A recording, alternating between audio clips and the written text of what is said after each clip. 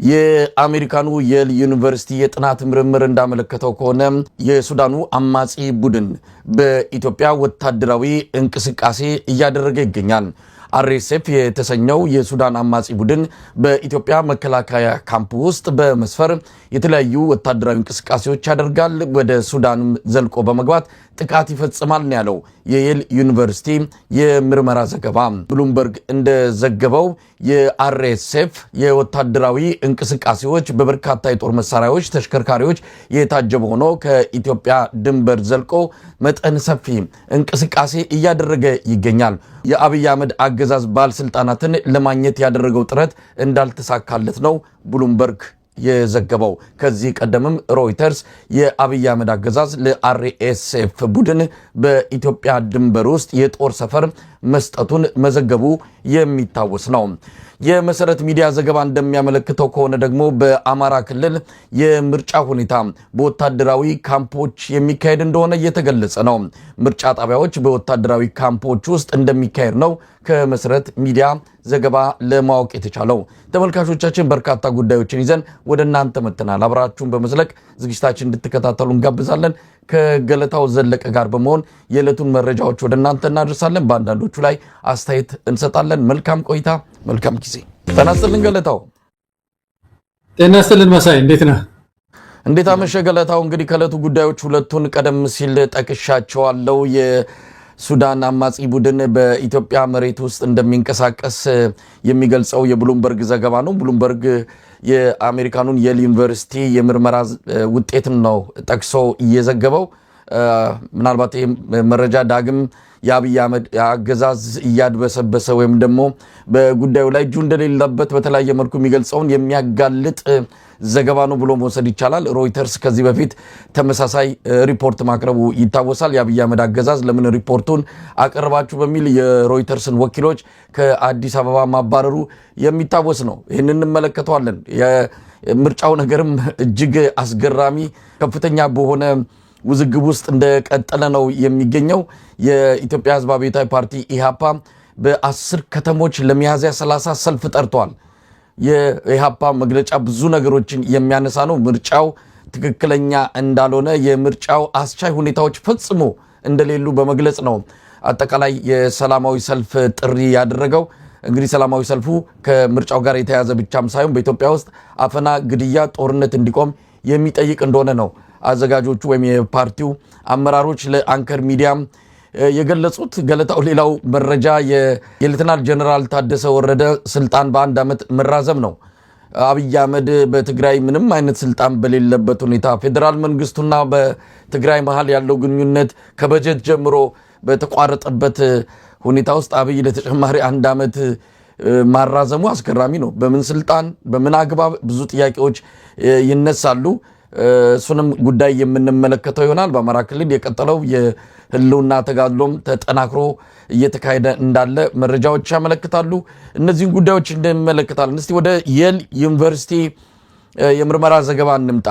አርኤስኤፍ የአማጺው የፓራ ሚሊቴሪው ቡድን ማለት ነው ከሱዳን መንግስት ጋር እየተዋጋ ያለው በኢትዮጵያ ግዛት ውስጥ የጦር ሰፈር እንዳለው ከዚህ በፊት የተገለጸውን የሚያጠናክር የምርመራ ውጤት ነው በየል ዩኒቨርሲቲ አማካኝነት የወጣው። ብሉምበርግ እንደዘገበው ከሆነ የኢትዮጵያን መከላከያ ካምፖች በመጠቀም ከፍተኛ የሆነ ወታደራዊ እንቅስቃሴ ያደርጋል ነው። ከዛ እየተነሳ ከሱዳን መንግስት ወታደሮች ጋር እንደሚዋጋ ነው የተዘገበው። ሰሞኑን አንድ ቪዲዮም ሲሰራጭ ተመልክታል ገለታው። ቪዲዮው የኢትዮጵያ አየር መንገድ የቻድ ወታደሮችን ወደ ጦር ግንባሮች ሲያመላልስ የሚታይበት ቪዲዮ ነው። የኢትዮጵያ አየር መንገድ ሙሉ በሙሉ በዚህ ጉዳይ ላይ እጁን መንከሩን ከዚህ በፊት ገልጸናል። አሁንም ይህን የሚያጠናክሩ መረጃዎች ናቸው እየወጡ የሚገኙት። ገለታ ወደ አንተ ልምጣ። የብሉምበርግን ዘገባ እንዴት አየኸው? እንግዲህ መሳይ የዚህ የኢትዮጵያ መንግስት ድጋፍ ለዚህ ለሚሊሻው ለሱዳን ሚሊሻ ክስ በተደጋጋሚ ነው የቀረበው። ብዙ መረጃዎች ቀርበዋል። ዓለም አቀፍ ኮሚኒቲውም ሲያጠና ሲታዘብ ነው የቆየው እና ከዛ ውስጥ አንዱ ሆኖ የዚህ ጠንከር የሚለው እንግዲህ የል ዩኒቨርሲቲ በጣም የታወቀ ዩኒቨርሲቲ ነው እንደምታውቀው መሳይ። በጣም የታወቀ በጣም ታፕ ከሚባሉት አንዱ ወይም ላይ ካሉት ውስጥ አንዱ ዩኒቨርሲቲ ነው። እንደዚህ አይነት ግጭቶችን ያጠናሉ በየጊዜው እና እንግዲህ ከፍተኛ ኤክስፐርቶች ናቸው ያጠኑትና ክብደት አለው ይሄኛው ዘገባ ከሌሎቹ ዝም ብሎ አንድ ጋዜጠኛ የጻፈው አርቲክል አይደለም ወይ ደግሞ አንድ ሰው አየው ብሎ የጻፈው አይደለም በጥናት ነው እና ኢንተርቪው አለ እንግዲህ ጥናት ሲደረግ ኢንተርቪው ያደርጋሉ ኢንተርቪው የሚደረግ ሰው ደግሞ ይመረጣል በአካባቢው ያለ ሰው ብዙ ሰው ነው ኢንተርቪው የሚደረገው መስክ ምልከታዎች አሉ የሳተላይት ኢሜጅ ወይም ደግሞ የሳተላይት ፎቶግራፎች አሉ እና በብዙ እንትኖች መረጃዎች የተደገፈ ጥናት ነው የሚወጣው ከየል ዩኒቨርሲቲ ስለዚህ ይሄ ጥናት ከባድ ነው ተጽዕኖ መሰለኝ አሁን እስከዛሬ ከምናያቸው አንዳንድ ተባራሪ ፎቶዎች እናያለን አንዳንድ ሰዎች የጻፏቸው ሁሉ እስከዛሬ አይተናል ይሄኛው ከበድ የሚለው ውሳኔ ሰጪዎች እነዚህ ፖለቲካ ውሳኔ የሚሰጡ ሰዎች አገሮች ትላልቅ ድርጅቶች ዩናይትድ ኔሽንስን ጨምሮ ክብደት ሰጥተው የሚያዩት ነው ጥናት ስለሆነ ማለት ጥናት በገለልተኛ አካል የተደረገ ጥናት ስለሆነ ማለት እና አንዱ ይሄ ነው በጣም አሳሳቢው ነገር እስከዛሬ ከወጡት መረጃዎች ይሄ ትንሽ ጠንከር ያለ ሆኖ የሚታየው አንዱ ይሄ ነው እንግዲህ ከዚህ ባሻገር የተነሱት ነጥቦች እዚህ ጥናቱ ላይ የታየው ነገር ይሄ አርኤስኤፍ ሚሊሻው በሱዳን ውስጥ በብዙ ወንጀል የሚጠየቅ ነው ዘር ፍጅት ሁሉ የሚጠየቅ ሆኗል እና ከባባድ ወንጀሎችን የሚፈጽም ነው ይሄ ሆኖ ሳለ የኢትዮጵያ መንግስት በከፍተኛ ሁኔታ እየደገፈው ነው ያለው ማሰልጠኛ ቋቁሞለታል ብዙ የሳተላይት ኢሜጆች የሚያሳዩት ከፍተኛ ወታደራዊ እንቅስቃሴዎች አሉ እንግዲህ ተመልከት በአንድ በኩል ነዳጅ አሁን ኢትዮጵያ ውስጥ ችግር ስላለ የመኪና እንቅስቃሴ መገታት አለበት ተብሏል ግን እዚህ ከፍተኛ እንቅስቃሴ ያለ ነው የሚለው ሳተላይት ኢሜጅ የሚያሳየው ከፍተኛ የመኪናዎች የተለያዩ መኪናዎች የጦር መኪናዎች እንቅስቃሴ ያለበት ቀጣና ሆኗል እና ከፍተኛ የሆነ የጦር ዝግጅት ያለበት ነው እና እንደውም አንዱ ምንድነው የሚለው አርኤስኤፍ ወይም ይሄ ሚሊሻው እዛ ኢትዮጵያ ውስጥ አለ የሚለው ቃል አይገልጸውም ወታደሩ ውስጥ ኢትዮጵያ ወታደር ውስጥ ገብቶ ከኢትዮጵያ ወታደር ጋር ተመሳጥሯል ማለትም ይቻላል በሚል ቃል ሳይቀር ነው ያስቀመጠው ስለዚህ ከፍተኛ ችግር ውስጥ ነው የገባ ነው ከባድ ችግር ውስጥ ነው የገባ ነው ዓለም አቀፍ ኮሚኒቲውም ይሄንን ጉዳይ ትኩረት ሰጥቶት ውግዘት ይመጣብናል ማለት ነውና ብዙ ዋጋ እንግዲህ በየጊዜው እንድንከፍል የሚያደርግ ነገር ነው የምንሰማው ዜና ሁሉ መሳይ ገለታው ቀደም ሲል ያልከውን ለማጠናከር ያል ነው ይሄ ባለፈው ሮይተርስ እንዳወጣው አይነት አይደለም ሮይተርስ የሚዲያ ወኪል ነው ዘገባውን ለማስተባበል የአብይ አህመድ አገዛዝ በፊት ለፊት ባይመጣም በተለያዩ እርምጃዎችን የገለጸው በወቅቱ የተባበሩት አረብ ኤሚሬትስም ስሟ ስለተጠቀሰ በእጅ የለበትም በሚል ይፋዊ የሆነ ምላሽ የሰጠችበት የአብይ አህመድ አገዛዝ በፊት ለፊት መልስ ከመስጠት ይልቅ የሮይተርስን ዘጋቢዎች በማባረር ነው ሁኔታውን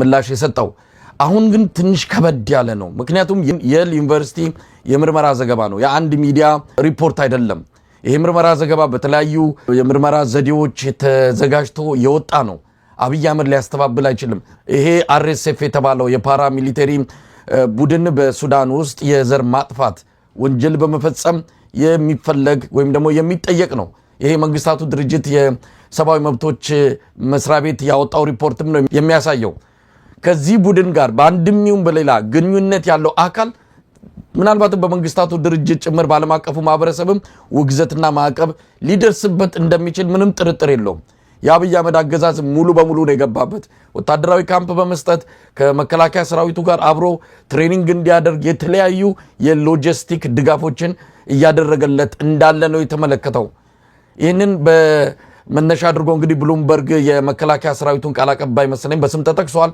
ለማብራሪያ ጠይቆ ፍቃደኛ አይደሉም የኮሙኒኬሽን ኃላፊዋ እንደዚሁ ተጠይቃ ነበር እሷ ምላሽ ልትሰጥ ፍቃደኛ አይደለችም ስለዚህ ዘገባው በእንዲህ አይነት መልኩ ለኢትዮጵያ ህዝብ ቀርቧል ጥያቄው ከዚህ በኋላስ አብይ አህመድ በሱዳኑ ጦርነት እጁን አስገብቶ ይቀጥላል በዚህ ጉዳይ ላይ ዓለም አቀፉ ማህበረሰብ እና አሜሪካ ጨምሮ የመንግስታቱ ድርጅት ምን አይነት እርምጃ ሊወስዱ ይችላሉ ይህ ትልቅ ሪፖርት ነው ለአብይ አህመድ አገዛዝ ዱብዳ ነው ማለት እንችላለን ገለታው አሁንም ብቻም ሳይሆን አሁን በትኩሱ ብዙ ዋጋ ያስከፍለናል አሁን ባለንበት ግን ቆየትም ብሎም እኮ ደግሞ ክስ ይመጣል እኮ አሁን መረጋጋት ቢመጣ ሱዳን ውስጥ እኮ ወደ ዓለም አቀፍ ኮሚኒቲው ይሄዳሉ ወደ ዓለም አቀፍ ፍርድ ቤት ይሄዳሉ ይሄ በጄኖሳይድ ላይ ወይም በዘር ፍጅት ላይ የሚከሰስ እንደዚህ አይነት ጉዳዮች ዶክመንትድ ይሆኑና ይቆይና በኋላ ወደ ፍርድ ቤት ይሄዳሉ ተበዳዮች ሄደው በዚህ ጊዜ ይሄን ያህል ሰው አልቋል ዘር ጠፍቷል ሱዳን ውስጥ ሲባል እንግዲህ ከተጠያቂዎቹ አንዱ ልንሆን ነው ማለት እኮ ነው።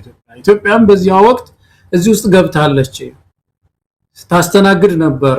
ይሄው የሊ ዩኒቨርሲቲ ያጠናው ይሄ ማነው አልጀዚራ ያወጣው ይሄውና እንደዚህ ዓለም አቀፍ ታማኝነት ያላቸው ዋሽንግተን ፖስት ያወጣው ይሄው ተብሎ ብዙ መረጃዎች ቀርበው ፍርድ ቤት ልንቆም ሁሉ ልንጠራ እኮ እንችላለን ማለት ነው። እና እንደ ሀገር ይሄ ሰው ከባድ ወንጀል ነው በኢትዮጵያ ታሪክ ውስጥ ታይቶ የማይታወቅ ነገር ነው። ኢትዮጵያ እንደዚህ አይነት አሸባሪን ስትደግፍ አትታወቅ። ዚምባብዌ መንግስቱ ኃይለማርያም ይደግፍ የነበረው የዚምባብዌ ህዝብ ነፃ እንዲወጣ ነው ከጭቆና ነፃ እንዲወጣ። ሳውዝ አፍሪካን ስንደግፍ የነበረው አፓርታይድን ስንቃወም ነው። በተለያዩ ሀገሮች ውስጥ የዘመትነው ኢትዮጵያውያን የታገልነው በሌላ ቁመና ነበር። እንደዚህ ጎረቤት ሀገር ውስጥ ወንበዴ እየደገፈ ሽፍታ እየደገፈ በዚህ ደረጃ ነው ያዋረደን እና ገና መዘዙ ብዙ ነው ማለት ነው። ገና ፍርድ ቤት ሁሉ የሚያስጠራ ቀላጤ የሚያስከፍት አይነት እንትን ነው። በዚህ ደግሞ ከዛ በመለስም አሁን ብዙ ዋጋ ያስከፍለናል። እንግዲህ ታቅቦ ይኖረዋል ኮሙኒኬሽናችን ይበላሻል። እንግዲህ ተመልከት የንግድ ኮሙኒኬሽን አለ ብዙ ነገር እኮ ጋር የተያያዘ ችግር ውስጥ ነው የምንገባው። ይሄ ሰው ደግሞ ይሄ አርኤስኤፍ እንደምታውቀው ተወግዟል በዚህ በአሜሪካ በለው ብዙ ሀገሮች አሸባሪ ነው ተብሎ እኮ የተገፋ ያለ እኮ ነው። ዩኤኢ ብቻ ናት እየደገፈችው ያለ። ስለዚህ ምን ከፍለው ዋጋ በየጊዜው እየጨመረ እንዲመጣ ነው ያደረገው። በጣም ያሳዝናል በእውነት።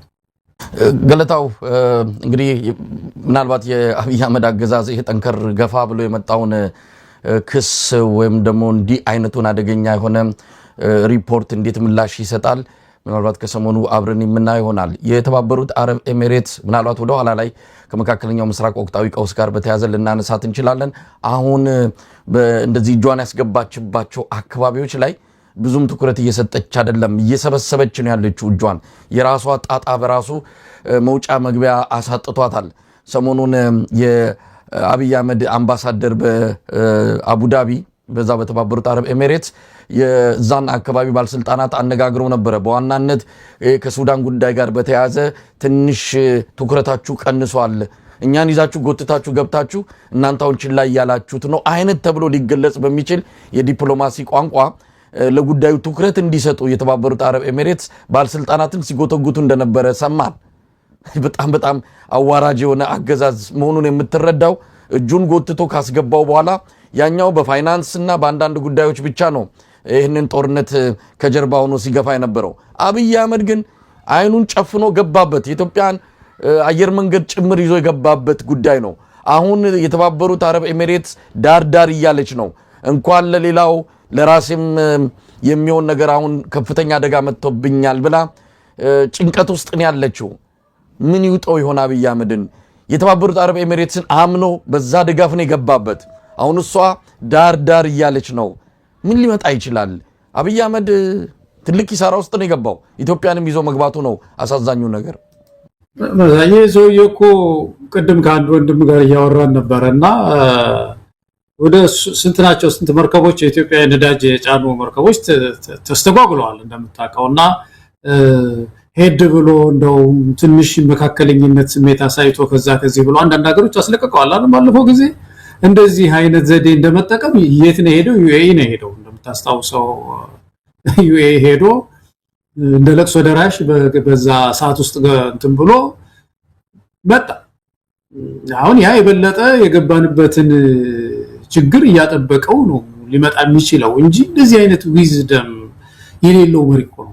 በጣም ተራ የሆነ አስተሳሰብ ዝም ብሎ ለሊት ነው። መቼም አማክሮ አይሆንም ያንን እርምጃ ወሰደው። በሆነ አማክሮ ቢሆን የተወነ ሰው እዚህ ውስጥ አትግባው፣ እዚህ ውግዘት ውስጥ አትግባ። አንደኛ ኢትዮጵያ እንደዚህ አይነት ነገር ውስጥ ገብታ ማጣቅ በተፈጥሮዋ ኢትዮጵያ ያዘችው አቋም አለ። የዓለም አቀፍ ፖለቲካውን በሚመለከት በጣም መካከለኛ ናት። ይችን ማማ አለቀቀችም። እዛ ላይ መቆየት አለባት ሲባል ሄዶ ዩኤኢ ሄደ። እዛው እንደቆሙ ቀሩ የኛ መርከቦች። እንግዲህ ተመልከት እስካሁን ድረስ አሁን ህዝባችን ያው በነዳጅ ሰልፍ መከራውን ያህል ቀድሞ ትንሽ ሪዘርቭ አልያዘ። ኬንያ ተመልከት አሁን የተወሰነ ደረጃ የተሻለች ሀገር ሆና እሷ ህዝቧን እያረጋጋች ትንሽ ሪዘርቭ አለኝ ለ19 ቀን አለኝ ለ20 ቀን አለኝ እያለች ህዝቧን ታነጋግራለች። ያው ደህና ናቸው እስካሁን ድረስ ትንሽ ዋጋ ቢጨምሩ። እኛም በቃ መቆም አልቻልንም መሳይ። ስለዚህ ሰውየው የሚወስዳቸው እርምጃዎች እኔ እኮ እንደውም እንዴት እንደምንገልጸው ሁሉ እኮ ይከብደኛል አንዳንድ ጊዜ መሳይ። ሲበዛ ቀለለ በጣም። አሁን ትንሽ የምትሟገተው ሰው ትንሽ ክብደት ማግኘት አለ። የተወሰነ የምትነቅፈው ነገር የተወሰነ ሆኖ ደግሞ ትንሽ ደግሞ የሚታገልህ ነገር መሆን አለበት። በየሄደበት የሚከስር ሰው አገር ይዞ ነው የሚከስር። ስለዚህ በዚህ በመካከለኛው ምስራቅ በኩል ያለውን በተለይችን ቀውስ ያው እንደዚህ አድርጎታል መሳይ። በተለይ ከዩኤ ጋር ባለው ይቻ ሀገር ያልከው ነገር ነው መሳይ። አሁን የተወሰነ ኮሚቴ ነገር አለ ይመስለኛል የኢትዮጵያን ጉዳይ የሚመለከት እዛ ጋር ዝም ብሎ በየጊዜው አሁንም የዩኒቨርሲቲ ያወጣው እኮ እስካሁን ቀጥሏል እየደገፈ ነው አብይ አህመድ ነው የሚለው እና ሊቀጥል ይችላል። የተወሰነ እንግዲህ ፍርፋሪ ያገኛለው በሚል ሊሆን ይችላል። ግን ሀገሪቱም ራሷንም ማዳንም ማልቻለች። በዚህ ሰዓት እንደምናየው በጣም ከባድ ችግር ውስጥ ነው የገቡት ሚድል ውስጥ ያሉ ሀገሮች፣ የተለያዩ አነስተኛ የሆኑ ሀገሮች የጂኦግራፊ ተክለሰውነታቸውን በጣም ትናንሽ ስለሆነ ለዚህ አይነት ምት በጣም የተጋለጡ ናቸው። እንደው ሌላው ተውና ድምጹ ራሱ እኮ በሙሉ ሀገሯን ነው የሚበጠብጣት። አንድ ነገር ሲያልፍ ከተማዋን በሙሉ ድምጹ ብቻ የአንድ ሚሳኤል ድምጽ ብቻውን ሲያሸብራቸው ነው የሚያድረው እና እጅግ በጣም ያሳዝናል መሳይ የገባንበት ችግር በዚህ ሰው ዘመን። መንግስታቱ ድርጅትም ሆነ ዓለም አቀፉ ማህበረሰብ እና አሜሪካ ከዚህ አንፃር የሚወስዱት እርምጃ ይኖር ይሆን በቀጣይ? ይሄ ነገር በጣም ከባድ ነው። አሜሪካ መንግስትም የመንግስታቱ ድርጅትም ሌሎችም ሀገራት በዚህ በአርኤስኤፍ ላይ የወሰዱት በርካታ እርምጃዎች እንዳሉ እናውቃለን። ከዚህ ቡድን ጋር የተነካካን ደግሞ በአንድም ይሁን በሌላ ማዕቀብ መጣላቸው አይቀርምና ምን ልንሰማ እንችላለን? መረጃዎች በስተዋል መሳይ። አሁን በዚህ ተቋም ላይ በዚህ ሚሊሻ ላይ ከባድ እርምጃ ይወሰድ ከተባለ እኛን ያገኘናል ማለት ነው። ሄዶ የት ነው መሰልጠኛው እኮ ይባላል አይደለም? መቼም የቀላል ነገር ነው። የት ነው ማረፊያው? ከየት ነው ይሄን ሁሉ ጦር የሚያመጣው?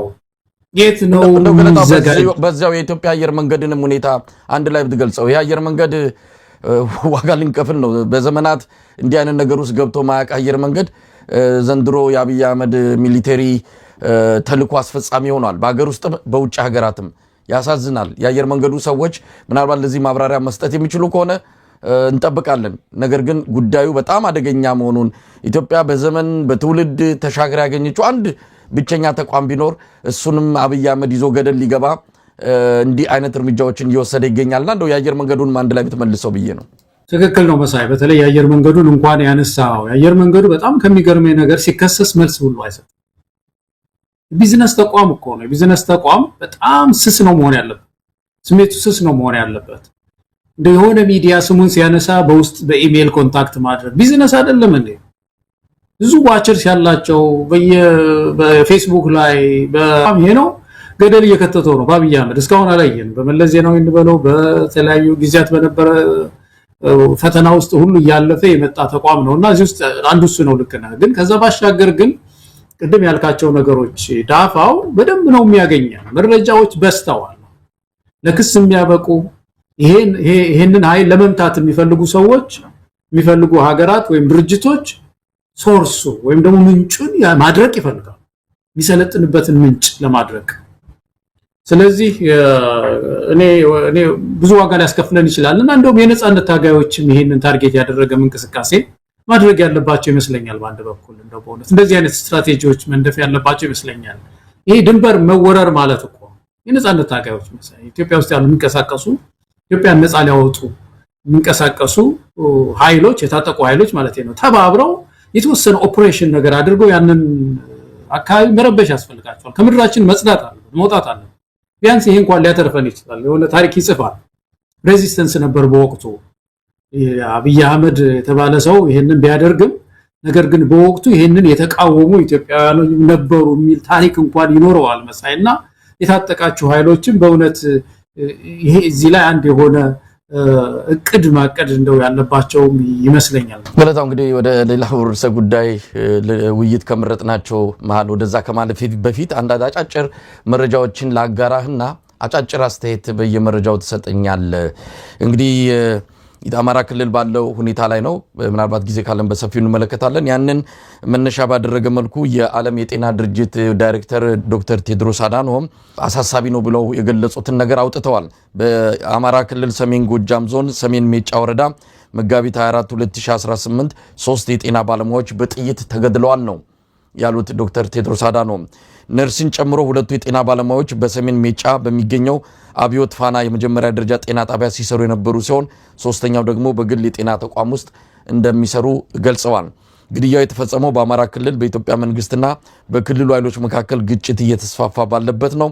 የጤና ባለሙያዎች በማንኛውም ጊዜ ሊጠበቁና ለሚያስፈልጋቸው ሁሉ ህይወትን የሚያድኑ ስራዎቻቸውን ሊያከናውኑ ይገባል። በተጨማሪ የዓለም ጤና ድርጅት በተፈጸመው ግድያ ምናልባት እሳቸው ገለጹ እንጂ እስካሁን በአማራ ክልል ወደ 10 የሚጠጉ ዶክተሮች ተገድለዋል።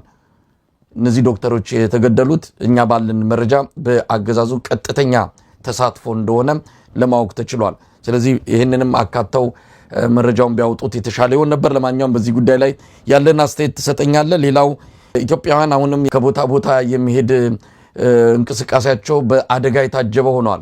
ከአዳማ ወደ ነጌሌ ሲያመራ የነበረ የኢትዮጵያ ኦርቶዶክስ እምነት ተከታዮችን የጫነ አንድ አውቶቡስ ታግቷል።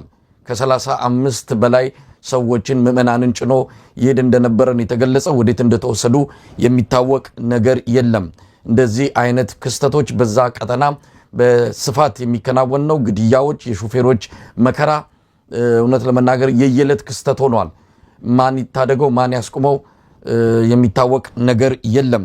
ሌላው ኢትዮጵያ የጋማ ከብት ከአፍሪካ አንደኛ በመባል የምትታወቅ በእንስሳት ጉዳይ ላይ ኢትዮጵያ መቼም የሚከተላት እንጂ የሚቀድማት እንደሌለ ነው የሚነገረው።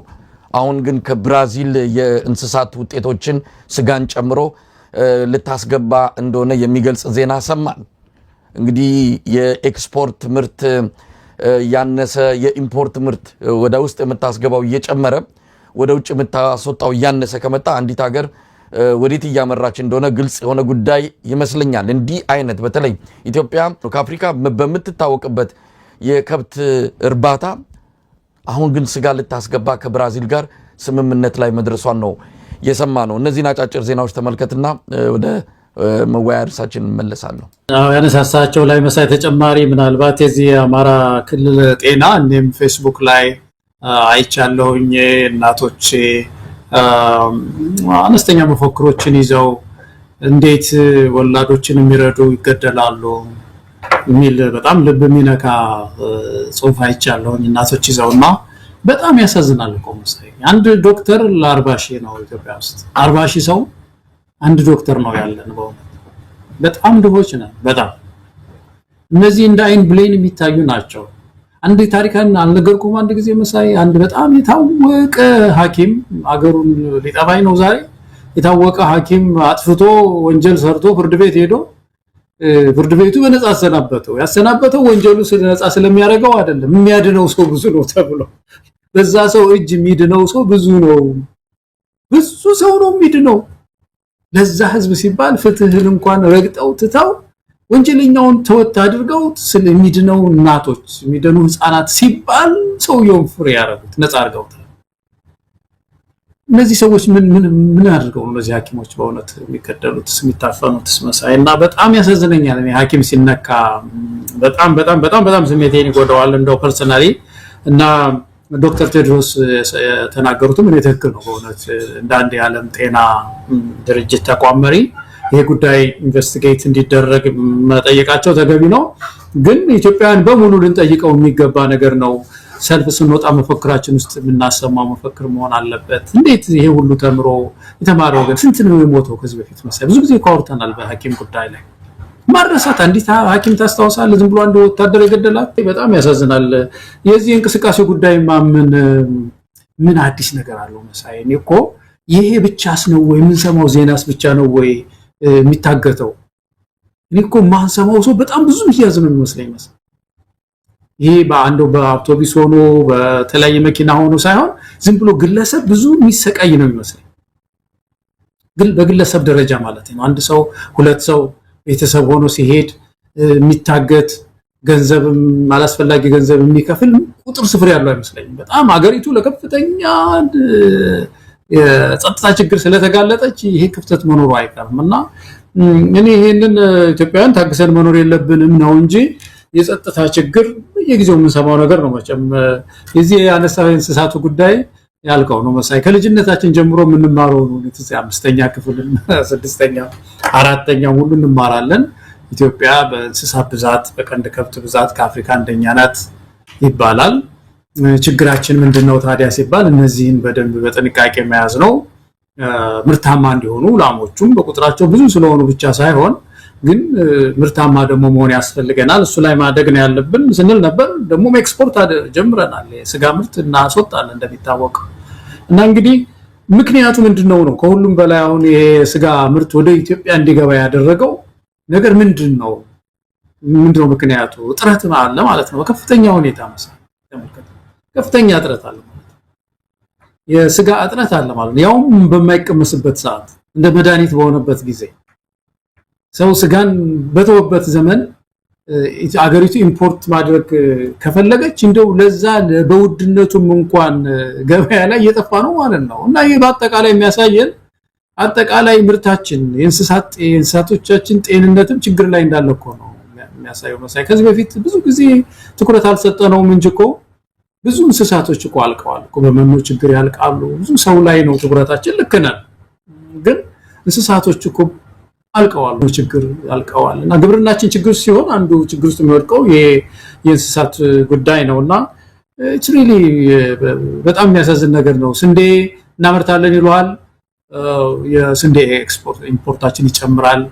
ስጋን እያመረትን ነው፣ ወደ መካከለኛው ምስራቅ ያስወጣን ነው ይሏል፣ የስጋ ኢምፖርታችን በጣም ይጨምራል። የዋጋ ንረቱ ከፍተኛ ነውና እነዚህ ተቃርኖዎች አብረው የሚሄዱ አይደሉም። ከፍተኛ ችግር ውስጥ መግባታችንን የሚያሳዩ ናቸው መሰለኝ። እንግዲህ ገለታው ይሄ ኢትዮጵያ በሀገር ውስጥ ራሷን የምትችልባቸው የተለያዩ ምርቶች አሉ። እነዛ ምርቶች እጥረት እየገጠመን ያለው ባለፈው ሽንኩርት ከታንዛኒያ ኢምፖርት ተደረገ ወይም ወደ ሀገር ውስጥ እንዲገባ ተደረገ ሲባል ያንን የሰማ አርሶ አደር ያለው ትዝ ይለኛል። እኛ ሽንኩርት ማምረት አቅቶን ሳይሆን በወቅቱ ማሳዎቻችን በሙሉ አብይ አህመድ ለጀመረው የስንዴ ዘመቻ ወደዛ ማሳውን እንድናዞረው ተገደን ነው እንጂ ሽንኩርትማ የኢትዮጵያን ሕዝብ ስናደርስለት በየአመቱ በበቂ ሁኔታ ስናቀርብለት የነበረው እኮ ጊዜ ሩቅ አይደለም። አሁን አብይ አህመድ የስንዴ ፖለቲካ ጀመረ። እሱንም ይኸው እየተጋለጠ ነው። የኢትዮጵያ ስንዴ አቅራቢ ሀገራት ተብለው እነ ሩሲያ፣ ዩክሬን፣ ሩማንያ ሶስቱ ሀገራት እንደሆነ ተነገረን። ከ90% በላይ ኢትዮጵያ ስንዴ የምታስገባው ከውጪ እንደሆነም ሰማን። ነገር ግን አብይ አህመድ በስንዴ ልክ ስኬት እንዳገኘም ነገር የዚህ ዓመት ምርጫ ምልክቱንም የስንዴ ነዷ ያደረገበት ስኬት ላይ የደረስንበት አንድ ዘርፍ ነው በሚል ነው። ግን ይኸው እየሰማን ነው። ከ90% በላይ የስንዴ አቅርቦት የሚመጣው ከውጭ ሀገራት ነው። እንደዚህ አይነት ሽባ አድርጓታል ሀገሪቱን። ማምረት እየቻለች እንዳታመርት በሌለ ቁጥር ቴሌቪዥን ላይ እየወጣ ሐሰተኛ መረጃዎችን እያስተላለፈ ሀገሪቱን ቁልቁል እየሰደደ ያለ ግለሰብ ነው። ይህንን ስለምንቃወመው ሳይሆን መሬት ላይ ያለው ሀቅ ዳታዎች፣ መረጃዎች እኛ ብቻ ሳይሆን ዓለም አቀፍ ተቋማት ጭምረው ያጋለጡ ያለበት ጉዳይ ነው። ይሄ ጉዳይ መሳይ ሲሪየስ የሆነ ችግር አለው። በጣም በቀደም ስታወሩ ነበረ ከወንድም ያሬድም ጋር አንስታችሁ ነበረ የመንግስትን የልማት አቅጣጫዎችና በልማት ውስጥ አክሰሰሪስ የሚባሉ አሉ። አክሰሰሪስ ማለት እንግዲህ ጌጥ ነው አይደለም? የልማት ጌጥ ማለት ነው መሳይ። እንግዲህ መቼም ዋናውን ታደርግና ከዛ ደግሞ አክሰሰሪስ ይኖራሉ፣ ጌጦች ማለት ነው። ጌጥ ያስፈልጋል መቼም በማህበረሰብ ውስጥ ያስፈልጋል። የግድ የምታጌጣቸው መኖር አለባቸው። እንደ ግለሰብ ማለት ነው። ልብስ ለብሶ ከበልቶ እንትን ካለ በኋላ ደግሞ ጌጥ ያንጠለጥላል። እና የአብይ እኮ ልማት እኮ ጌጥ ላይ እኮ ነው በሙሉ እኮ ጌጥ ነው እኮ አክሰሰሪስ እኮ ናቸው እነዚህ የምታያቸው ጅዋጅዌ መጫወቻዎች፣ የኮሪደር ልማቶች፣ ትላልቅ አምፖሎች በሙሉ አክሰሰሪስ ናቸው። ግንጥል ጌጥ ግን ሆነ ለምን? ዋና ልማት ነው። ወተት አይጠጣም ለማልተለ አይረባም እኮ ቢያመጥ እዚህ የግብርናውን እንትን ለመቀየር ተወሰኑ በጣም ምርታማ የሆኑ አሁን ኬንያ ውስጥ ወደ 30 ምናምን ከ30 በላይ ሊትር የሚያመርቱ ላሞች ምናምን ላይ ነው ጥልፊያቸው። ገበሬውን ያን ያስታጥቁታል።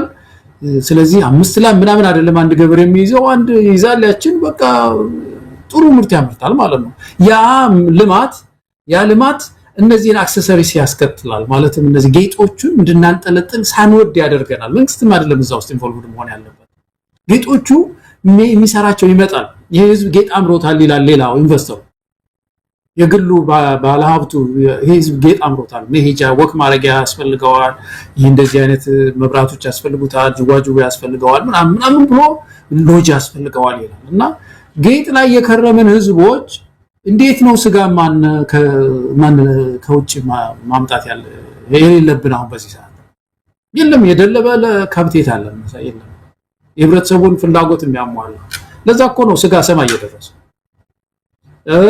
የስንዴውን ጉዳይ ያነሳው ሌሎች ምርቶች ላይ የግብርናው ዘርፍ በተለይ ከፍተኛ ትኩረት ስለማይሰጥ ችግር ውስጥ ወድቀናልና አጠቃላይ ምርታችን ችግር ውስጥ ስለወደቀ አሁን ወደ ውጪ ሩጫ ይዘናል ማለት ነው እንግዲህ እስቲ የሚገባው ይሄ ገበያውን ያረጋጋል ወይ ነው አሁን እኮ ሰማይ ነው በዶላር እኮ ነው የምናስገባው መሳይ አሁን ትልቁ ችግር እኮ ብራዚል የምትሸጥልን በብር አይደለም በዶላር እኮ ነው ዓለም አቀፍ የኛ ብር ደግሞ ብሎ ቁልቁል እየሄደ ነው ያለው አይደለም የወደቀ ነው መጨረሻው የት ነው በዛ ገዝቶ ነው አንድ ሰው ከብራዚል የመጣ ቢፍ እነሱ የታወቁ ናቸው በዚህ በበሬ በብራም እንደምታውቀው የታወቀ ስቴክ ይወዳሉ ስጋና መጥቶ ከዛ ገዝቶ ነው አንድ አበሻ የሚበላው የ5000 ብር ደሞዝተኛ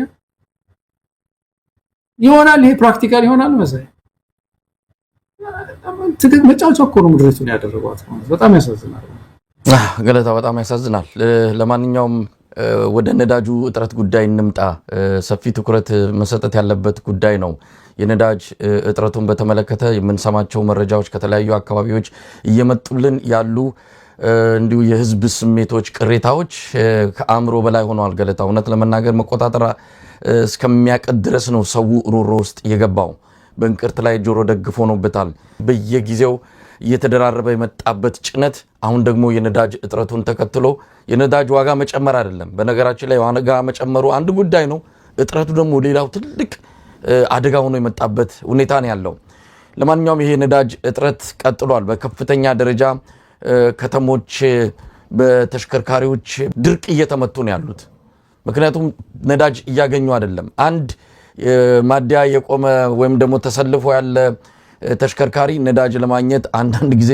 ከ10 እስከ 1 ወር ድረስ ከ10 ቀን እስከ 1 ወር ድረስ ሊወስድበት እንደሚችል እየተነገረ ነው አንዳንዱ እዛው መኪና ውስጥ ኑሮውን አድርጎታል በጣም አስገራሚው ደግሞ ያን ሁሉ ቀናት ሙሉ ተሰልፎ ማዲያ ተራው ሲደርስ ነዳጁ አልቋል የለም ይባላል እንዴት አይነት ችግር ኢትዮጵያ እንደገጠማቸው ዓለም አቀፍ ክስተት ነው ምናልባት ሁሉም ሀገራት ችግር የገቡበት ነው ኢትዮጵያ የተለየ አይደለም እንዳይባል 500 ቦቴ መኪናዎች ጅቡቲ ላይ ቁጭ ብለዋል ሹፌሮቹ የመንግስት ያለ ያለ ጩኸት ያቀርቡ ነው ያሉት ይሄን ማለት ከጀመሩ 2 ወር ሆናቸዋል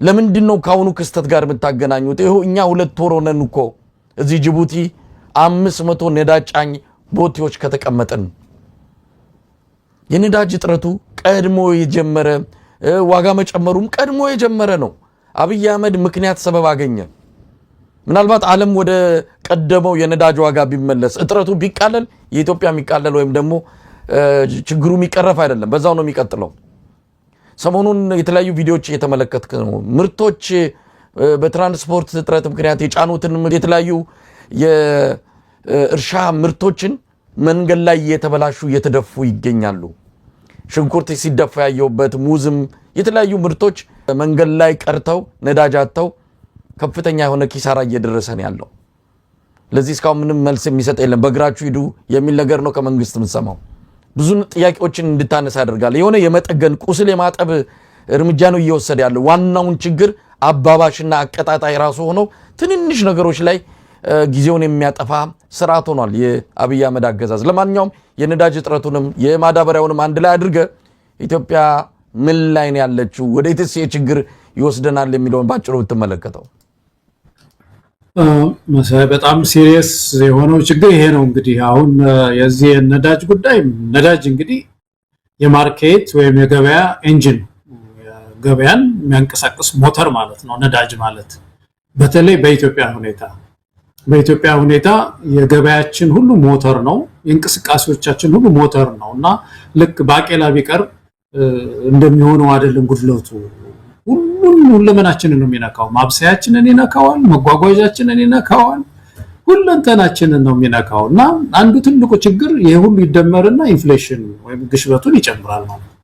ስለዚህ ይሄ ትልቁ ችግር አሁን በሁሉም አይተሞች ላይ በሁሉም በተለይ ምግብ ነክ የሆኑ ጉዳዮች ላይ እንደውም ህዝቡ በዚህ በግሽበት የሚያማርር ህዝብ የበለጠ እንደገና ደግሞ ሌላ ሰዓት ላይ እንዲወድቅ ያደርጋል ማለት ነው። አሁን የምንሰማው ነገር ያ ምን ያህል እውነት እንደሆነ አላውቅም። ዛሬ 3000 ብር ዶሮ ገባች የሚል ነገር ሰማው ሳይና ይሄ አሁን መታመን ይችላል ወይ?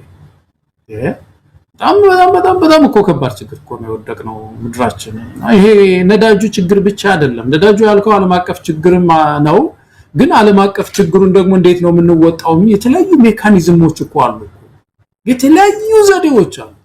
ከጥረት ጋርም እኮ የተወሰነ ጊዜ መኖር የሚቻልባቸው ብዙ ዘዴዎች እኮ መንግስት መፍጠር ነበር እና ህዝቡ ለተለያዩ ዋጋ ተጋልጦ ነው የምናየው። ከባድ ችግር ውስጥ ነው ያለውና ይሄ ጉዳይ ገና መቀጠሉም ስለማይቀር በአጠቃላይ በአገሪቱ የዋጋ ግሽበት ላይ ነው። በዚህ በነዳጁ ብቻም ሳይሆን የዋጋ ግሽበት የሚበላው ላይ ይሁን የተለያዩ በጣም አስፈላጊ የሆኑ መሰረታዊ የሚባሉ ፍጆታዎቻችን ላይ ሁሉ የሚያመጣው ግሽበት ነው። እሱ ነው ትልቅ ችግር የሚያመጣው። ከዛ ባሻገር ደግሞ የዚህ ማዳበሪያ ጉዳይ ነው መሰለኝ።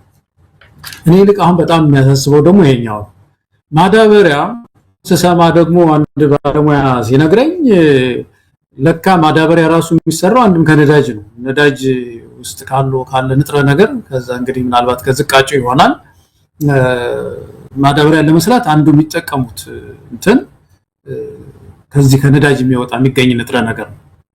ስለዚህ አንዳንድ ፋብሪካዎች አሁን ከዚህ የተነሳ የማምረት አቅማቸው ቆሟል ነው የሚባለው። ከዚህ የተነሳ የማዳበሪያው ዋጋ በጣም አድጓል ነው። ሪፖርተርን ባወጣው ሪፖርት ላይ ባለፈው አይተናል። ወደ 3 እጥፍ ማዳበሪያ ዋጋ ጨምሯል። አሁን ቅድም የነገርኩ ባለሙያም እንደዚሁ በጣም እንትን ይዞኛል ይሄ ማዳበሪያ ጉዳይ እና ጠይቄ ነበር ያለው ወይ ለመሆኑ መንግስት የገዛው ማዳበሪያ ወደ ጅቡቲ አካባቢ ሳለ ወይ ዛስ ደግሞ ኢትዮጵያ ውስጥ የተወሰነ የተከማቸ ነገር ሳለ ነው? ምክንያቱም ወራቱም እየመጣ ነው በቅርብ ጊዜ እና የምርት ወሩ ማለት ነው አለው የተወሰነ ስል ምንም መረጃዎች አያሳዩም። አጥጋቢ የሆነ ማዳበሪያ በምድሪቱ ውስጥ የለም ነው የሚባለው። እንግዲህ ተመልከቱ የእያንዳንዱ ገበሬ መሬት ማዳበሪያ ቀምሶ ማዳበሪያ ቢቀር ያለ ማዳበሪያ ቢዘራው ገበሬ እስከ 40% እስከ 50% ምርት ይቀንሳል። ያ ሲሆን ምንድነው የምንሆነው ነው? አሁን ምናልባት እስከዛሬ ያልታየ ከባድ ረሃብ በምድራችን እንዳይመጣ ነው ትልቁ ስጋታችን። ይሄ ሁላችንን ኢትዮጵያውያንን ሁሉ ሊያሳስብ ይገባል። ይሄን የሚያነሱ ሰዎች ጨለምተኞች አይደሉም። ረሃብ ሊመጣ ይችላል፣ ክፉ ጊዜ ሊመጣ ይችላል የሚሉ ሰዎች ጨለምተኞች አይደሉም። ጨለምተኞች እና አብይ አህመድ ናቸው መሰለኝ። ይሄ ሁሉ ችግር እያለ ይሄ ሁሉ ችግር ተደቅኖ የሚደንሱ ሰዎች፣ ኳስ የሚጫወቱ ሰዎች፣ አገር ጤና ነው የሚል መልእክት ለማስተላለፍ የሚሯሯጡ ሰዎች እነሱ በጣም በጨለማ የሚመላለሱ ናቸው። ብርሃን ያዩ ሰዎች አሉ፣ ምልክቶችን የሚያዩ ችግር ሊመጣ ይችላል የሚሉ መሰለኝ። ስለዚህ እኔ አሁን ትልቁ ችግራችን ግብርና ውስጥ የሚሰሩ ሊሆኑ ይችላሉ የተለያዩ ባለሙያዎች ይሄንን መከታተል አለብን። የማዳበሪያ ጉዳይ የት ነው ያለው? ገበሬያችን ምንድነው የሚሆነው? የገበሬ መብራት ያልጠየቀ ገበሬ መስል መብራት መንግስትን እኮ መብራት አስገባልኝ ብሎ አይጠይቅም። ቧንቧ ያልጠየቀም የገበሬ እግዚአብሔር የሰጠውን የምንጭ ውሃ ነው የሚጠጣው። በጣም ደሃ ገበሬ ነው የሚያደርገው። ታክስ እየከፈለ ቀረጥ እየከፈለ መንግስት ያቆመ ነው ምንም መሰረታዊ ልማት ሳይጠይቅ። የሚያገኛት አንድ ነገር ብትሆን እሱን በገንዘቡ ገዝቶ ይቺ ማዳበሪያ ነው እና ይቺን ማዳበሪያ አሳጥተን እሱንም ድህነት ላይ ይመጣል። የከፋች ድህነት ላይ እንደገና ለከተማ የሚያቀርበውም እሱ ነው።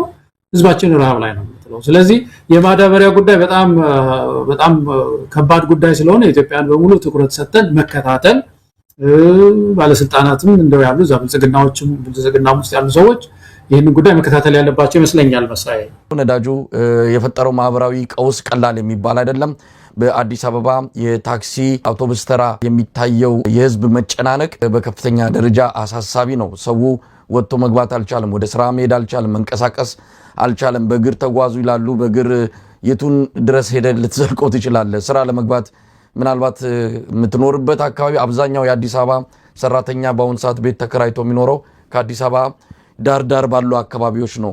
ወደ መስሪያ ቤቱ ለመሄድ በትንሹ በእግር ከ2-3 ሰዓት በላይ ሊፈጅበት ይችላል። እንዲህ አይነት የመፍትሄ ሀሳብ ነው በአገዛዙ እየቀረበ ያለውና አሳዛኝ ነገር ነው ገለታው። ለማንኛውም ወደ አንዳንድ አጫጭር መረጃዎች ተመልሼ ሄድና ሌላ ጉዳይ አንሳለሁ። አጫጭሮቹ መረጃዎች ቀደም ሲል ካነሳዋቸው ጋር የሚገናኙ ናቸው። የአማራ ክልል ሕክምና ማህበር መንግስት በክልሉ ውስጥ የታገቱና የታሰሩ ሐኪሞችና ሰራተኞች ያለምንም ቅድመ ሁኔታ ወደ ቤታቸው እንዲመለሱ ጥሪ አድርጓል ወይም ጠይቋል። ከቅርብ ጊዜ ወዲህ በሐኪሞችና በሌሎች የሕክምና ባለሙያዎች ላይ እየተከሰተ ያለው ዘርፈ ብዙ ችግር አደገኛ ደረጃ ላይ ደርሷል ያለው ማህበሩ የሕክምና ባለሙያዎች ለግድያ፣ ለእስራት፣ ለአፈናና ለስደት እየተዳረጉ እንዳለም ገልጿል። እንግዲህ ይህንን ዘገባ የብልጽግና ፓርቲ የፖለቲካ አደረጃጀት ዘርፍ ኃላፊ ገናናው ከበደ ባገቷቸው ታጣቂዎች መገደላቸውን የወረዳው የብልጽግና ጽህፈት ቤት አስታውቋል።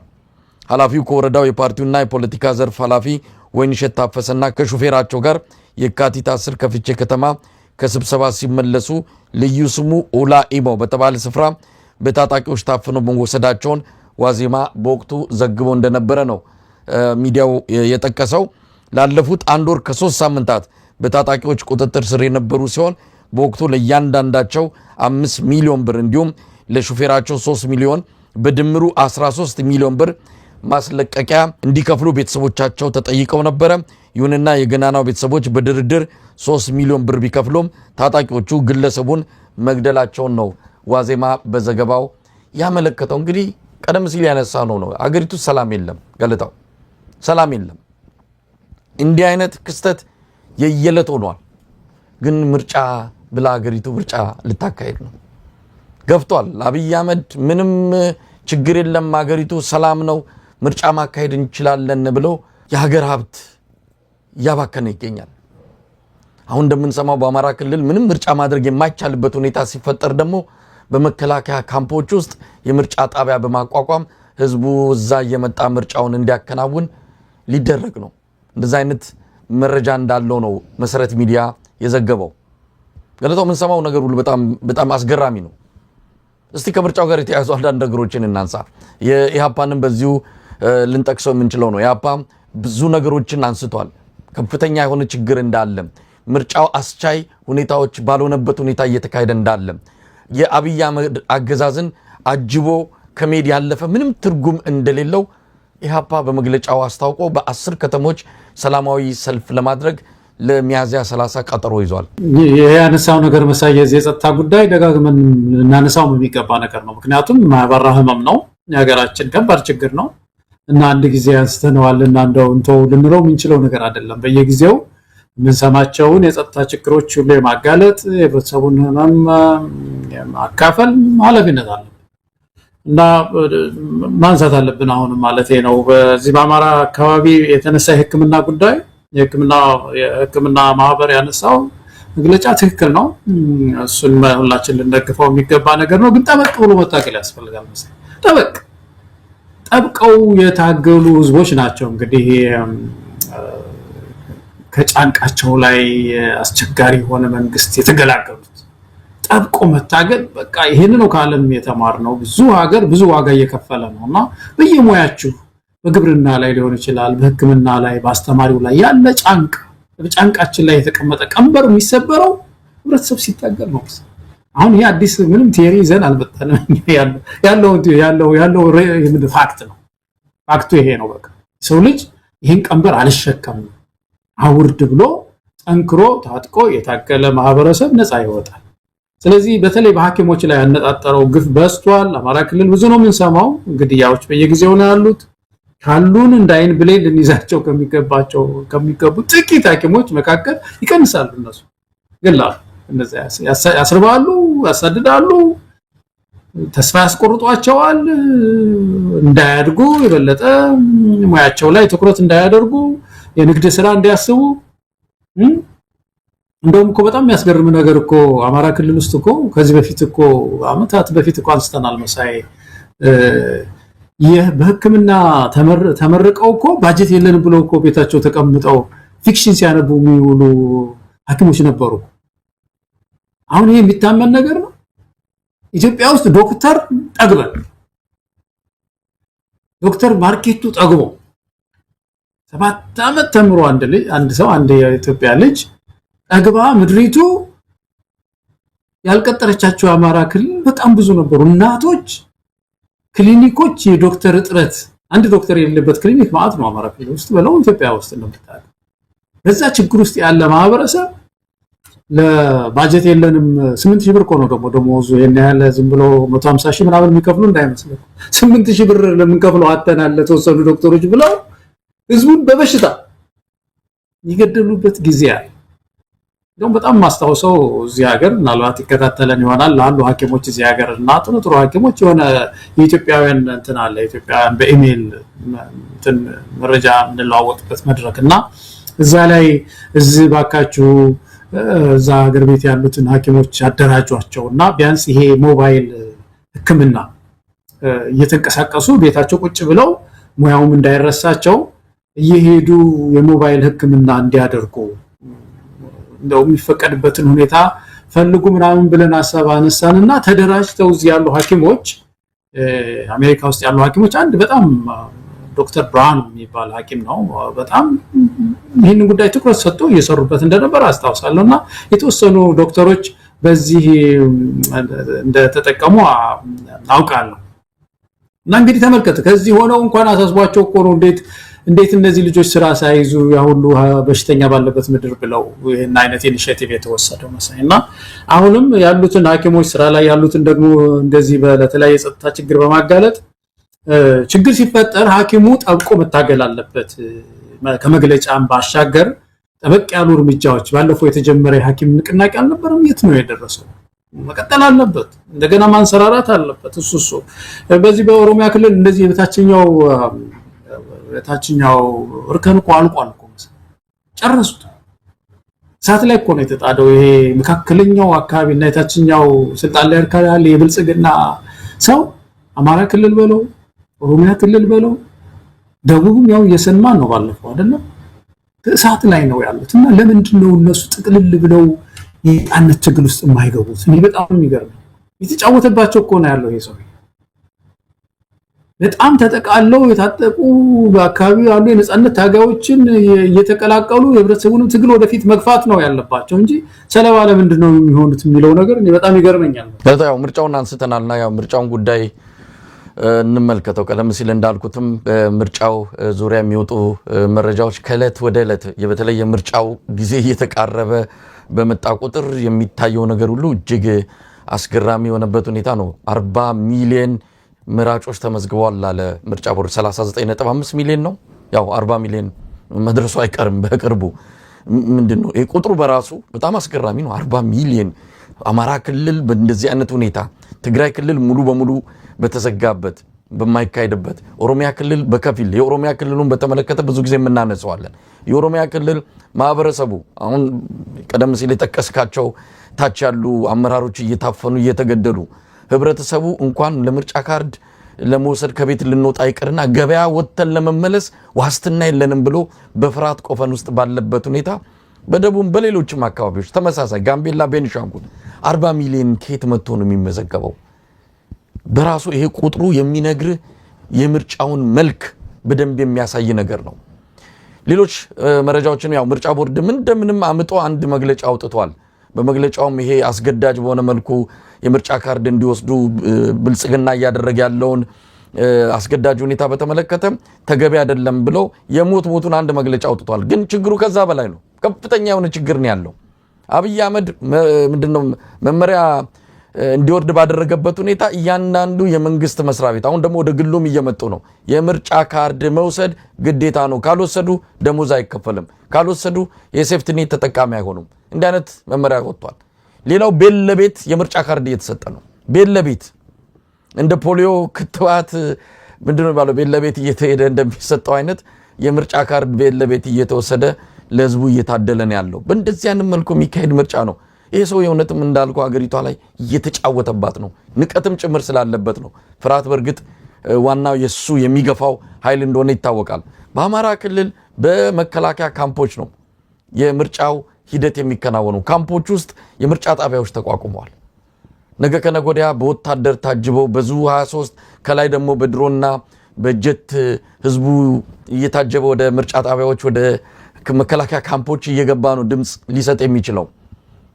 ቢቀርስ ከዚህ ሁሉ እንግዲህ የኢህአፓንን መግለጫ በዚሁ እናነሳዋለን። እንደው እኔ እኮ አንዳንዱ ነገር እኮ ቅድም ያልነው ነገር ነው። አሁን በተለይ ተጠይቅ ይዞ ይሄ ሎጂክ የሚባለውን ነገር ወይም ደግሞ ቲዮሪዎች አሉ አይደል፣ ንድፈ ሐሳቦች፣ ለምሳሌ የምርጫ ጽንሰ ሐሳብ ይዞ እኮ ለሚከራከር ሰው እኮ በቃ ትግስት ከሌለው ሲበግን ነው የሚውለው መሰለኝ። አሁን በድምጽ ውስጥ ቮት በሚባለው ውስጥ 3 ድምጽ ነው እንግዲህ ያለው አይደለም። አንደኛ ተቃውሞ ነው፣ ሁለተኛው ድጋፍ ነው፣ ሶስተኛው ተአቅቦ ነው የሚባለው።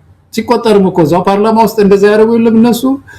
ድጋፍ ያለ ይላሉ፣ ድጋፍ ያለ ያወጣል። ተቃውሞ ያለ ተቃውሞ ደግሞ ዝም ያለው ምንም ድምጽ ባይሰጠው ደግሞ ተአቅቦ መዘገብለታል አይደል? መብቱ ነው። አልደግፍም አልቃወምም ማለት ነው። አንድ በምርጫ ውስጥ ያለ አንድ የዲሞክራሲ ሂደት ነው። አንድ ዜጋ አልመርጥም ማለት መብቱ። እቺ ትንሽ የዲሞክራሲ ጽንሰ ሐሳብ ትባላለች። በቃ ምናልባት የዋን ኦን ዋን ይባላል አይደለም በዲሞክራሲ ትምህርት ውስጥ መጀመሪያ ላይ ለእንትን የሚሰጥ ሰው ይችን እንኳን ሳያጠኑ ነው ወይ ዲሞክራሲ ምርጫ የሚለው ውስጥ የገቡት ነው እነዚህ ሰዎች። ምረጥ ተብሎ እንዴት አንድ ሰው ካርድ ይሰጣል? ጃዋር አንዳንድ ጊዜ ፈገግ ያደርገኛል የሚናገረው ነገርና በቀደም ምን ሲል ሰማው ለሱ የደረሰው መረጃ ነውና አንዱ ነጋዴ ያለ ምን ይሉታል አለ እንግዲህ ንግዱ እንዳትቀርበት ሄዶ እሱ ፈልጎ አይደለም እኮ ካርድ ለማውጣት ሄደው ንግዱን ብቻ እንዳያስተጓጉሉበት ዝም ብሎ ሄደ እና ሲሄድ ምን ይሉታል ስንት ቤተሰብ አለ 6 ነው 6 ቤተሰብ አለ አዎ 6 ካርድ ሰጥተውት ቤቱ 6 የመምረጫ ካርድ ማለት ነው እንግዲህ ለቤተሰቡ ሁሉ ሄዶ ሊያድል ነው በሱ ስም ነው ያወጣው 6 ካርድና ስለዚህ እድሜው ለመምረጥ ያልደረሰም ጭምር ህፃንም ካለ በሱ ስምም ወስደዋል ማለት ነው። እንግዲህ አይ ቲንክ ሲጠየቅ እድሜያቸው የደረሱ ናቸው ወይ ተብሎ ይሆናል እንግዲህ ግን ቢሆንስ አንድ ምርጫ እኮ የምርጫ ካርድ እኮ በራሱ ሰውየው ቀርቦ ምን ብሎ ነው አይደለም የ6 ሰው ቤተሰብ 6 ካርድ ይዞ ቤቱ ሄዳል።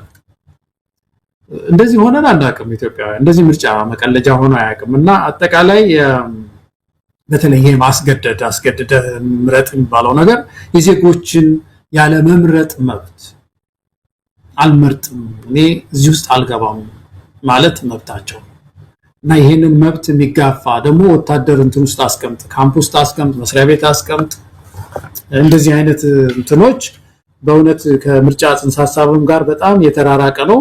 ምናልባት ወደዚህ ወደ ኢህአፓ መግለጫ በዚሁ ምናልፍ ከሆነ መሳይ ኢህአፓ መግለጫው በጣም ጠንካራ መግለጫ ነው ያወጡት መግለጫ እንደውም ርዕሱ የሚለው አስቻይ ሁኔታዎች ያልተሟሉለት ምርጫ አምባገነንነትን ያዋለድ ነው እና ይሄ ርዕሱ ነው እንግዲህ ተመልከተው አስቻይ ሁኔታዎች ያልተሟሉለት ምርጫ አምባገነንነትን እንጂ ዲሞክራሲን አያዋልድም የሚል ነው። በዚህ ውስጥ እንግዲህ ብዙ ነጥቦች ተነስተዋል። እንደገባኝ ከዚህ በፊት ወደ ምርጫ የገባው ኢህአፓ በቅድመ ሁኔታዎች ነበር እና ምርጫው 1 ወር አካባቢ ነው ስንት ነው የቀረው በጣም አጭር ጊዜ ነው የቀረው እንደዛ ያስቀመጥናቸው ቅድመ ሁኔታዎች ዛሬም አሉ ብቻ ሳይሆን እንደውም ብሶት ጨምረው ነው ያሉት። ድርድር ይደረግ ብለን ነበር ድርድር የሚባለው ነገር ጨርሶም አልተደረገም። የታሰሩ ይፈቱ ብለን ነበር አልተፈቱም። ሚዲያ ነፃነት ተብሎ ነበር በተለይ የመንግስት ሚዲያ የመንግስት ማጨብጨቢያ ብቻ ነው። ዓለም አቀፍ ታዛቢ የለም የዓለም አቀፍ ታዛቢም አንፈልግም ብለው አልተጋበዘም። በፓርቲዎች ላይ ያለው ወከባ ከመቼውም ጊዜ በላይ ቀጥሏል። ትግራይ በሚቀጥለውም ጊዜ እስካሁን አልተወከለችም አሁንም ሳትወከል ልትቀር ነው። አማራ ክልል ኦሮሚያ ክልል ያለው ጦርነት መጠኑን ሁሉ ጨምሮ በከባድ ውጥረት ላይ ነው ምድሪቱ ያለችውና በዚህ ሁኔታ ውስጥ ምርጫ አስቻይ ሁኔታ የለም የሚል ድምዳሜ ነው እንግዲህ የደረሱበት። ካንተ ጋራ የህዝብ ግንኙነት ኃላፊው ጋር ያደረጋችሁት ጥብቅ ያለ ውይይት አዳምጫለሁኝ። ብዙ ሰው የሚገምተው ይሄን መግለጫ አይቶ ወደ መጨረሻው ላይ ኢህአፓ ምርጫውን ትቶ ሄዷል የሚል ሐሳብ ያስብ ይመስላል። ግን እነሱ የወሰኑት ውሳኔ መጨረሻ ላይ ህዝብ ወጥቶ ተቃውሞን ያሰማ እና ሰልፍ እናድርግ የሚል ነው። ይሄ ኢትዮጵያውያን በሙሉ ድምጽ ይሄንን ጥሪ መስማት የሚያስፈልግ ይመስለኛል። በአጠቃላይ ግን ምርጫ አላስቻይ ሁኔታው እየጨመረ መጥቷል የሚለው ነገር ብዙዎቻችን ያው የምንገዛው ነገር ነው፣ የምናውቀው ነገር ነው። በዚህ ጊዜ ግን ይሄንን መግለጫ ማውጣታቸው እኔ በእውነት ትልቅ ቦታ ሰጥቻቸዋለሁ ለዚህ ፓርቲ። ገለታው እንዳልከው ነው። አነጋግሩ ያለው የህዝብ ግንኙነት ክፍል ኃላፊው አቶ ይስሐቅ ወልዳይን መግለጫው እንዳልከው በጣም ጠንካራ ነው። እውነት ለመናገር ምርጫውን ላለመሳተፍ ውሳኔ ላይ የደረሰ ፓርቲ የሚያወጣው መግለጫ ነው። ከበቂ በላይ ምርጫውን ላለመሳተፍ ከበቂ በላይ ምክንያቶች እንዳሉ ማሳያ ነገሮችን ነው የተዘረዘሩት በመግለጫው። ግን ይሄድና አሁንም በሰላማዊ ሰልፍ ህዝቡ ተቃውሞውን ይግለጽ የሚል ነው ቀጣዩ እርምጃው። ምናልባት ወደፊት ይህንን ከምርጫው ራሳቸውን ለማግለል ውሳኔ ላይ ደርሳሉ የምናውቀው ነገር የለም። ወደዛ ሊሄዱ እንደሚችሉ ግን እንገምታለን። እነዚህ ባልተሟሉበት ሁኔታ አጃቢ ሆነን መሄድ አንፈልግም የሚል ነው። እስካሁን ያላቸው ሚና ከአጃቢነት ያላለፈ እንደሆነ እያየን ነው። በቴሌቪዥን መድረክ ቀርበው ስሜታቸው መግለጻቸው፣ ፖለቲካ ዓላማቸውን ማስተዋወቃቸው፣ የህዝቡን ችግሮች መተንፈሳቸው አንድ ነገር ቢሆንም ይሄ ግን እንደው ብቸኛ የአንድ ፓርቲ ተልኮና ግብ ተደርጎ ሊቀመጥ አይገባም። ህዝቡን ማታገል አለባቸው። ህዝቡ የተዘጋጀ ህዝብ አለ። በእርግጥ የሚመራው ቢያገኝ አደባባይ ወጥቶ ስሜቱን ሊገልጽ የሚችል ህዝብ ተዘጋጅቶ ይገኛል። ያንን ህዝብ ማስተባበር ላይ ነው እነዚህ የፖለቲካ ፓርቲዎች ትንሽ ክፍተት ያለባቸው። የምርጫ ሁኔታ የምርጫው አስቻይ ነገሮች በሌሉበት መሳተፋቸው ለሰርቫይቫልም እንደው በፖለቲካ ፓርቲነትም ለመቀጠል ብቸኛው መድረክ ምርጫ ስለሆነባቸው እንደሆነም እንረዳለን። ግን ገለታው ሰልፉ በራሱ ምርጫውን ለማድመቅ ካልሆነ በስተቀር አብይ አህመድ እንደው ሰማይ ዝቅ ምድር ከፍ ይላል እንጂ በኢትዮጵያ ምድር ላይ እሱ በዛች ወንበር ላይ እስካለ ድረስ የኢትዮጵያ ህዝብ ድምፅ አደባባይ ወጥቶ እንዲገለጽ ፈጽሞ አይፈቅድም። ይህን መተማመን መቻል አለብን። አብይ አህመድ ነው። ስለዚህ እስከ ዕለቱ ሚያዝያ 30 ነው፣ እስከ ሚያዝያ 29 ድረስ ዝም ብሎ ይቆያል። እነሱ ቅስቀሳውንም አድርገው የተለያዩ የምርጫ ሊፈጥሩ የሚችሉ ሙቀቶችን በደንብ ወደፊት ከገፋ በኋላ በዋዜማው ከልክያለው ሊል አይችልም። በሌላ መንገድ ግን ሰልፉ እንዳይደረግ ማድረጉ የማይቀር ነው። ስለዚህ ሰልፉ መጥራታቸው ምናልባት ለአገዛዙ እንደ አንድ በጎ አስተዋጽኦም ሊታይ ይችላል። ምክንያቱም የማይፈቀድን ሰልፍ እያማሟቁ እስከ ዕለቱ ድረስ መቆየት በራሱ ለብልጽግና የምርጫ አጀንዳ መጋጋል ትልቅ ሚና ስለሚኖረው በዚህ አንጻር አይተኳል። ጥያቄውን አንስቼለት ነበረ። ነገር ግን ሰልፉን እናደርጋለን የሚያቆመን ኃይል የለም የሚል ነው ከፓርቲው አመራር ምላሽ የተሰጠው። ገለታው እኔ ያየሁት በጣም በበጎ ጎኑን ነው መሳይ። በተለይ ሰልፍ መጥራት አሁን በጣም ኢትዮጵያ ውስጥ አስፈላጊ ሆኖ እንደዚህ አይነት ትዕይንተ ህዝቦችን ማድረግ አስፈላጊ ሆኖ ያልተደረገ ነገር ነውና እኔ ውሳኔያቸው ጥሩ ውሳኔ ነው። በጣም ጥሩ ውሳኔ ነው። ወቅታዊ ተገቢም ነው ብዬ ነው ማምነው መሳይ። ግን ምንድነው ለዚህ ብዙ መስራት ያስፈልጋል፣ በጀት ያስፈልጋል፣ ህዝቡን ማነቃቃት ያስፈልጋል። አሁን ጥሪው ምንድነው? ኢትዮጵያ ውስጥ ምርጫ የማያስችል ሁኔታ ያለ ይሄ መንግስት ወደ ምርጫ እንግባ ይላል ነው፣ ይከለክላል። ምን ጥያቄ ያለው? እሱ እኮ ለራሱ ብቻ ነው የሚፈቅደው እኮ። ግን ሰልፍ እኮ አሁን በቀደም ተደረገ አይደለም መሳይ? ለአብይ አህመድ አንዴ ለበዓለ ሹመት የሚባል ሰልፍ ይደረጋል። ሌላ ጊዜ ምንድነው ኢትዮጵያ ያዘችውን የልማት ጎዳና ለማስቀጠል ለውጡን ለማስቀጠል የሚለው ዛሬም ይጠቀሙበታል። ይንካል የሚገርም ነገር ነው በጣም። ኢትዮጵያ ያዘችውን ለውጥ ለማስቀጠል ድጋፍ እዚህ ቀበሌ ሰልፍ ተደረገ ይባላል እና አዲስ አበባ ሰልፍ ተደረገ ተባለ። ግን ተቃዋሚ ሰልፍ ሲጠራ ደግሞ ዝር እንዳትሉ የሚለው ነገር የተለመደ ነው። ነገም ሊያደርገው ይችላል። ግን ይሄ ጉዳይ ምንድነው? አንድም በሌላም መንገድ አንድ የትግል አቅጣጫ ስለሆነ በተለይ የፓርቲው ሰላማዊ ትግል ላይ ስለሆነ ያለው የወሰደው እርምጃ ተገቢ ይመስለኛል። ጥያቄዎቹም በጣም ጠንካራ ናቸው። እነዚህን ጥያቄዎች ይዞ በየተባሉት ከተማዎች ህብረተሰቡ በነቂስ ወጥቶ መብቴ ነው ማለት አለበት። ህብረተሰቡ እኔ በዚህ ሁኔታ ውስጥ አማራ ክልል ባለፈው ሆነ አይደለም አማራ ክልል ውስጥ የተደረገው ተቃውሞ ምርጫ በዚህ ሰዓት አይታሰብም። እንዴት በድሮን እየደበደብከኝ እንደገና ምረጥ ትለኛለህ? አንዳንዱ መፈክር እኮ በጣም ሰው ሲነካ የሚያወጣው ቃል እኮ አይባልም ነው የሚለው።